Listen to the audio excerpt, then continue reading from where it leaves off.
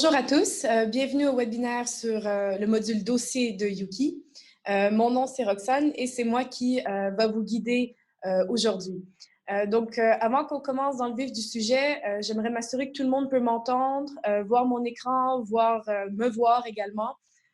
Donc si ce n'est pas le cas, vous pouvez interagir directement avec moi en cliquant sur la petite bulle Q&A. Ça se situe en bas de votre écran, donc voilà, s'il y a un problème technique ou quoi que ce soit, faites-moi en part via le Q&A. Aussi, tout au long de la séance, vous pouvez utiliser ce bouton Q&A afin de me poser des questions.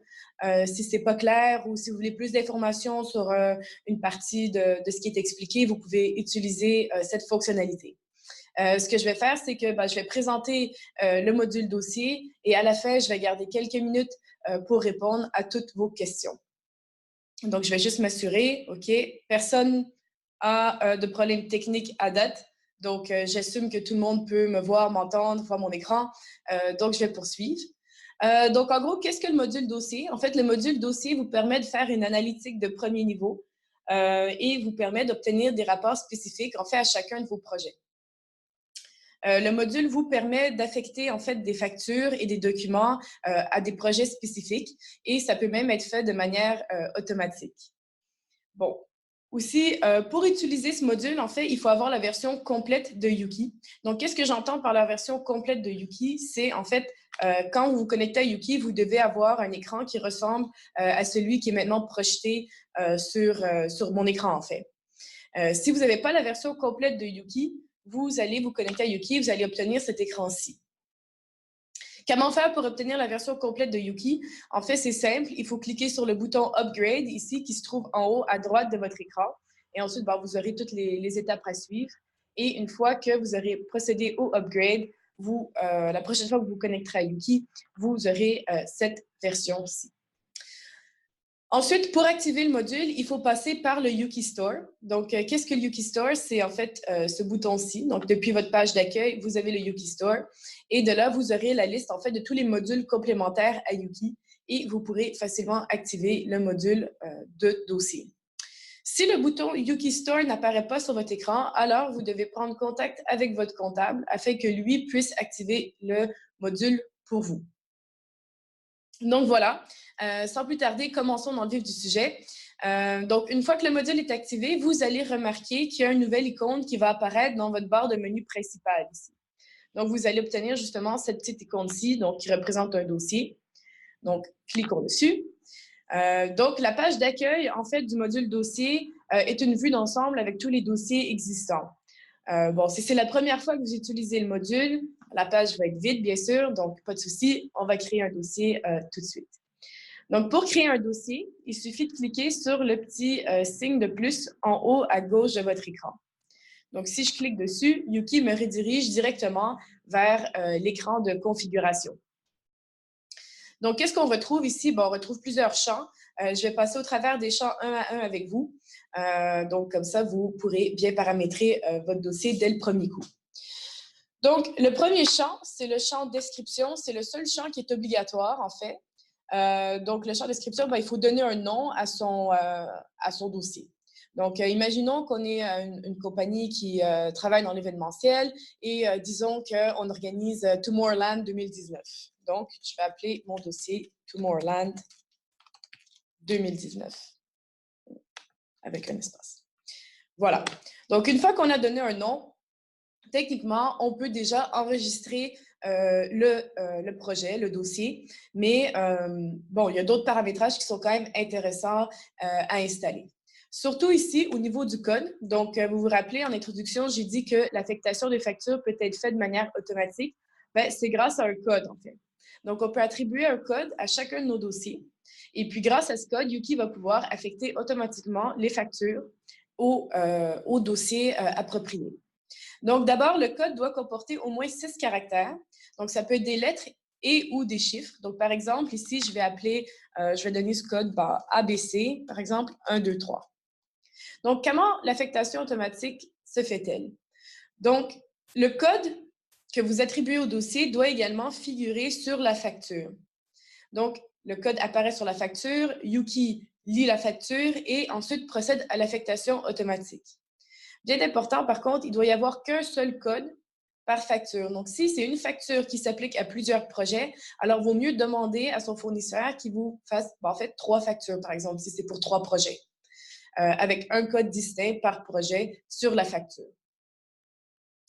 Une autre façon de procéder, en fait, c'est aussi pour l'affectation automatique, c'est d'ajouter ce code comme titre de email si vous transférez vos factures via email à Yuki. Pour pouvoir utiliser cette fonctionnalité, dans le titre de email, il va falloir mettre le code, mais le code va devoir être précédé du carré, donc du hashtag. Donc, en fait, le titre va ressembler à ça ici. Donc, le carré. Voilà. Donc, par exemple, vous aurez ce titre-ci dans votre email. Donc, le titre sera carré ABC 123 pour que la facture soit affectée automatiquement à Tomorrowland 2019. Si votre code ne comporte pas 6 caractères, en fait, donc par exemple, j'en ai 5, et qu'on autorise, hein, bien sûr, c'est important d'autoriser Yuki à faire l'affectation automatique, et que vous sauvegardez, Yuki va vous bloquer. Donc, vous voyez, le code du projet doit être au moins composé de 6 caractères pour être reconnu dans le texte OCR.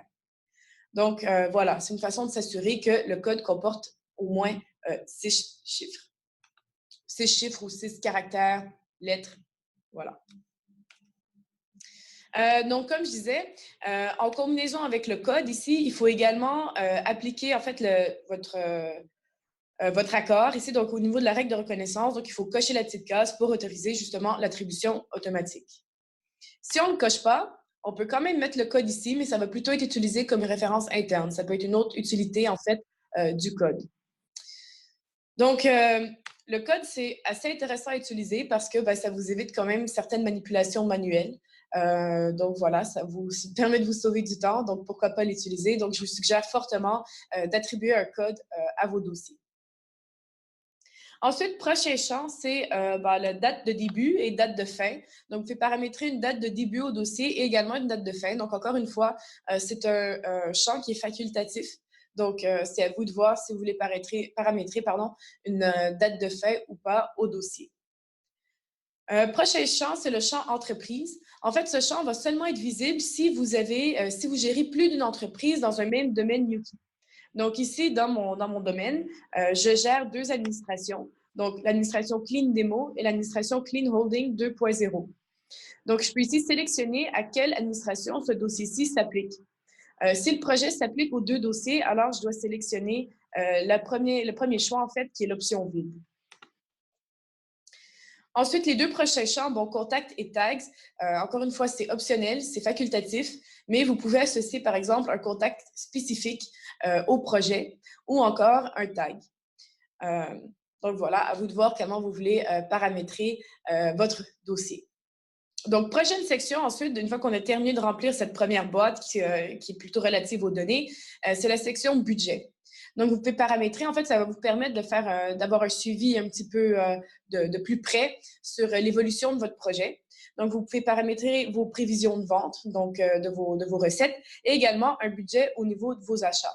Je vais vous montrer plus tard dans le webinaire comment faire un suivi justement sur le budget que vous paramétrez par dossier. Donc, finalement, après, règle de reconnaissance, je vous l'ai expliqué. Donc, si vous voulez l'attribution automatique, il faut cocher la petite case. Ensuite, à droite de l'écran, c'est le champ accès. Donc, au niveau de l'accès, par défaut, Yuki va paramétrer le niveau de sécurité à tous les employés. Donc, c'est-à-dire que tous les employés peuvent avoir accès au dossier qu'on est en train de paramétrer ici. Vous pouvez bien sûr changer le niveau de sécurité. Donc, si vous cliquez sur le petit menu déroulant ici, vous allez voir les options qui s'offrent à vous. Donc, vous pouvez le mettre à tous les employés. Donc, c'est en fait tous les employés de votre administration, de votre entreprise, ou encore tous les utilisateurs. Donc, ça peut être quelqu'un qui n'est pas nécessairement un employé, mais en fait, tous les gens qui ont un accès à Yuki. Ou encore seulement les utilisateurs avec le rôle de direction. Ou finalement, vous pouvez également sélectionner l'option ici « Gestionnaire plus membre ». Donc, gestionnaire, en fait, ça va être que le gestionnaire du dossier, donc le propriétaire du dossier, qui peut consulter ce dossier. Et si je sélectionne justement cette option-ci, il y a un nouveau champ qui s'ajoute Donc, vous pouvez ensuite aller sélectionner des membres, des utilisateurs spécifiques qui pourraient également avoir accès au dossier en plus de vous. Donc, également, par défaut, comme c'est moi qui est en train de créer le dossier, Yuki va dire que je suis la gestionnaire, donc la propriétaire du dossier. Par contre, vous pouvez bien sûr créer un dossier également pour une autre personne. Donc, par exemple, plutôt que de m'avoir moi comme propriétaire du dossier, je pourrais aller sélectionner en fait tous les autres utilisateurs qui ont un accès à mon administration ici, à Yuki. Mais bon, je vais le laisser à mon nom parce que j'ai besoin de le paramétrer et d'y retourner plus tard. Donc, voilà. Mais bon, vous pouvez sélectionner la personne qui est la propriétaire le ou la propriétaire du dossier. Ensuite, si je voulais ajouter des membres, donc par exemple, je voudrais que, si je clique sur la loupe, j'ai la liste en fait de tous mes contacts. Donc, je pourrais dire par exemple que ma collègue Aïcha devrait avoir également accès à ce dossier. Ben, je la sélectionne et elle apparaît dans le champ membre. Attention, hein, si vous créez un dossier et que vous appliquez le niveau de sécurité gestionnaire plus membre, ça n'inclut pas nécessairement votre comptable. Donc, si vous voulez que votre comptable ait également accès au projet, au dossier, vous devez l'ajouter dans les membres. Donc, votre comptable dans Yuki, en fait, il s'appelle Yuki. Donc, si vous voulez que votre comptable ait également accès, il faut séparer par un point-virgule ici et ajouter Yuki en minuscule. Donc, vous voyez ici, donc Aïcha, les deux, le point-virgule, et ensuite Yuki en minuscule. Et là, on s'assure en fait que notre comptable peut également avoir accès au dossier. Donc, bref, moi, je vais le laisser en fait à tous les utilisateurs, comme ça, c'est plus simple. Mais dans tous les cas, vous pouvez ajuster le niveau de sécurité selon vos besoins, selon ce que vous voulez. Finalement, le dernier champ, c'est le champ remarque, encore un champ facultatif, mais vous pouvez ajouter une remarque spécifique au dossier. Donc, ça peut être intéressant si plusieurs personnes travaillent avec le projet, par exemple. Une fois que vous avez terminé de paramétrer le dossier, vous pouvez cliquer sur « Sauvegarder ». Alors, juste avant, je vais mettre un budget. Donc, par exemple, disons qu'on a 100 000 au niveau des prévisions de vente et qu'au niveau des achats, par exemple, c'est 50 000. Donc, voilà, Tomorrowland est un petit peu restreint sur le budget cette année. Dans tous les cas, bref, c'est fictif, hein, mais vous pouvez, c'est comme ça qu'on peut paramétrer les prévisions de vente et les achats. Donc, bref, une fois que c'est terminé, comme je disais, vous pouvez cliquer sur l'icône de la disquette en haut à gauche pour sauvegarder. Donc, voilà, j'ai terminé la configuration de mon dossier. Maintenant, si je voulais aller changer le paramétrage du dossier, c'est possible. Il s'agit simplement de cliquer sur l'icône du crayon. Toutefois, seulement le gestionnaire du dossier, donc seulement moi en tant qu'utilisatrice, je peux aller paramétrer, faire des changements au niveau du paramétrage. Si c'était un de mes collègues qui voulait venir changer le paramétrage, alors là, il n'aurait pas l'option, en fait, de modifier grâce au crayon ou de supprimer le dossier. Donc, pour modifier le dossier, je clique sur le crayon, je retourne à l'écran de paramétrage et de là, je peux effectuer les changements voulus et sauvegarder à nouveau. Voilà. Donc, maintenant, comment assigner des factures, en fait, manuellement également au dossier. Donc, si vous cochez pas l'option d'affectation automatique, vous voulez sûrement associer des documents de façon manuelle au dossier ou parfois, certaines factures ont simplement pas le code qui vont apparaître dessus. Donc, bref, pour pouvoir assigner manuellement des factures à un dossier, il faut retourner à la vue d'ensemble des dossiers et cliquer sur le bouton « Sans lien » à partir du menu de gauche. Donc, à partir du bouton « Sans lien », en fait, Yuki va me reprendre une liste de toutes les factures, tous les documents factures qui auront été encodés dans ma compta pour que je puisse ensuite aller les placer moi-même dans le dossier approprié. Donc, voilà. Il y a deux façons de le faire. Donc, voilà, par exemple, ici, la facture pour le client D de 5 €. Je voudrais l'assigner directement à un dossier. Donc, j'ai les deux icônes ici qui me permettent de le faire. Donc, la première icône va me montrer en fait la liste avec tous les dossiers et je peux aller sélectionner directement le dossier pour lequel je veux assigner cette facture. Vous avez également un filtre ici en haut. Donc ici, on voit en fait tous les dossiers en cours, mais je peux également reprendre seulement que mes dossiers en cours, par exemple. Oh, pardon, c'est parti. Normalement, ça vous montre vos dossiers en cours. Mais bref, vous pouvez aller voir, en fait, c'est que... Ah, oui, voilà. Je peux aller voir les dossiers en cours. Sinon, vous pouvez reprendre la liste de tous les dossiers. Donc, les dossiers... Excusez-moi, je clique trop vite et je perds, en fait, mon écran. Donc, si je clique sur tous les dossiers, voilà, c'est que je cliquais trop vite. Donc, si je clique sur tous les dossiers, en fait, je vois tous les dossiers qui ont été créés dans mon domaine. Donc, si j'avais paramétré une date de fin et que la date est passée, eh bien, je peux quand même la reprendre ici. Je peux quand même voir le dossier et quand même affecter une facture à ce dossier-ci. Donc, bref, vous pouvez filtrer sur vos dossiers selon les options suivantes. Donc, bref, cette facture-ci, j'aimerais l'assigner à Tomorrowland. Donc, je sélectionne et voilà, j'ai sélectionné le dossier Tomorrowland. Donc, la facture de 5 € qui était présente ici en haut de ma liste a été déplacée et la liste sans lien s'est régénérée et puis c'est mise à jour.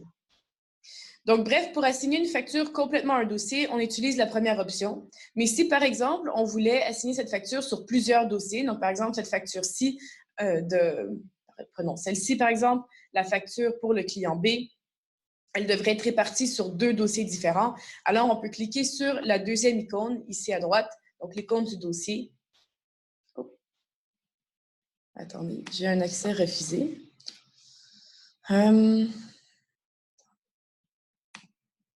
Ah, c'est parce qu'en fait, en tant qu'utilisatrice, je vais juste créer en fait un petit dossier rapidement pour vous parce qu'en fait, j'ai accès qu'à un seul dossier dans ce domaine. Donc, attendez. Je le fais tout de suite. Voilà. Donc, je retourne ici à la liste des dossiers et je clique sur sans lien et je vais répartir cette facture sur plusieurs. Bon, je suis désolée, en fait, c'est un contretemps. C'est moi qui s'est connecté avec le mauvais utilisateur, donc je n'ai pas le rôle pour le faire dans le domaine. Mais bref, je vais vous l'expliquer quand même comment ça fonctionne. En fait, vous allez avoir un écran ici et vous allez pouvoir en fait indiquer le montant que vous voulez mettre dans un dossier spécifique. Donc d'abord, vous allez avoir une ligne, vous allez pouvoir sélectionner le dossier et à droite, vous allez avoir une autre colonne, vous allez pouvoir indiquer le montant. Donc, par exemple, ici, si on parle de la facture de 50 €, on peut dire, par exemple, test dossier 1 et ensuite, dans le champ à côté, indiquer 25 €. Et quand on sauvegarde, Yuki crée automatiquement une deuxième ligne où vous pourrez indiquer le deuxième dossier et ensuite le montant de 25 € manquant. Vous pouvez répartir en fait sur autant de dossiers que vous voulez. Donc, si la facture doit être divisée sur 5 dossiers, pas de souci. Tant que la totalité de la facture n'est pas reprise, Yuki va créer des nouvelles lignes. Donc, encore une fois, je suis désolée de ne pas avoir pris le bon login. Si vous avez des questions ou quoi que ce soit, mettez-les dans le Q&A et je vous enverrai des captures d'écran par la suite. Ça me fera plaisir. Donc, bref, pour assigner des documents manuellement, vous reprenez la vue d'ensemble des dossiers, donc en cliquant sur le bouton de la barre de menu et ensuite sur le bouton sans lien. Et vous pourrez ensuite utiliser une des deux options ici.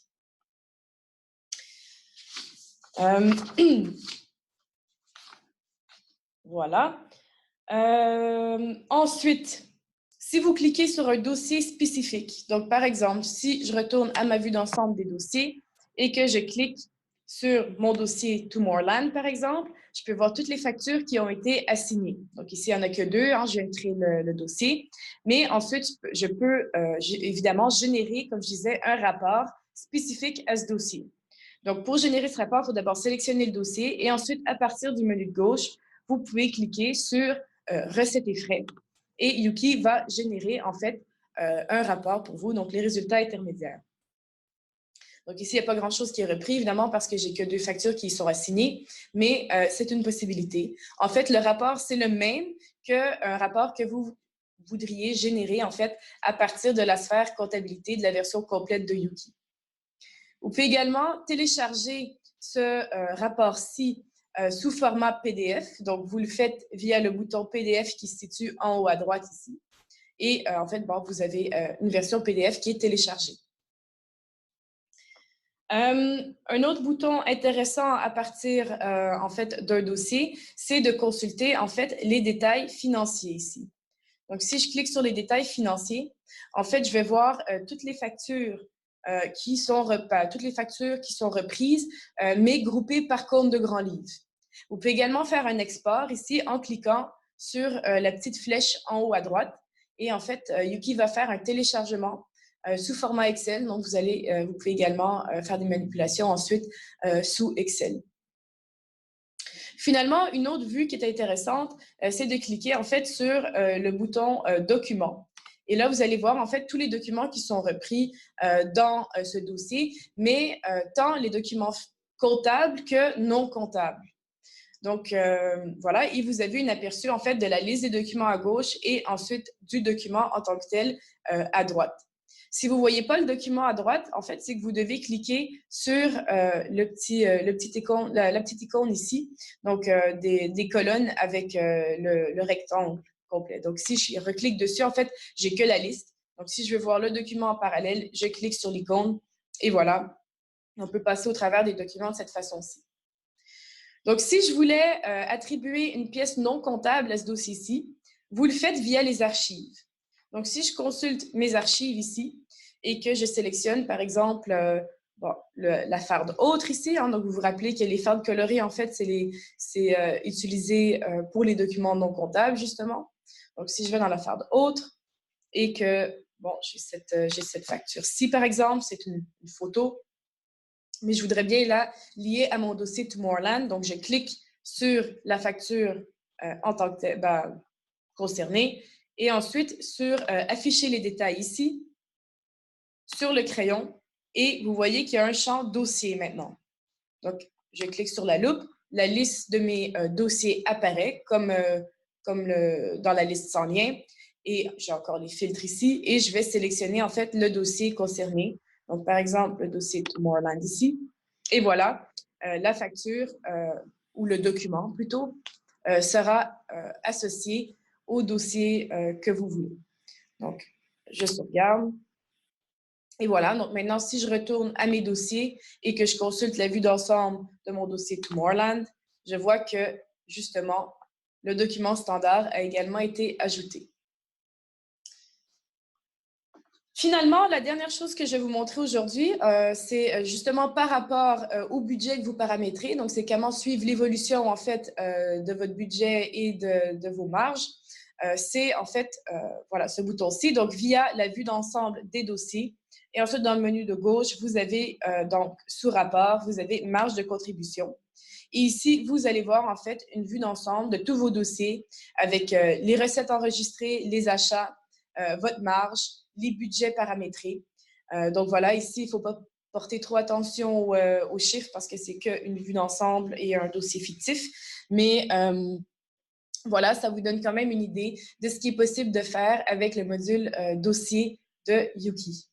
Donc, bref, je suis encore à m'excuser pour le petit souci technique que j'ai eu. Mais bref, sinon, j'espère que ça a quand même été intéressant pour vous.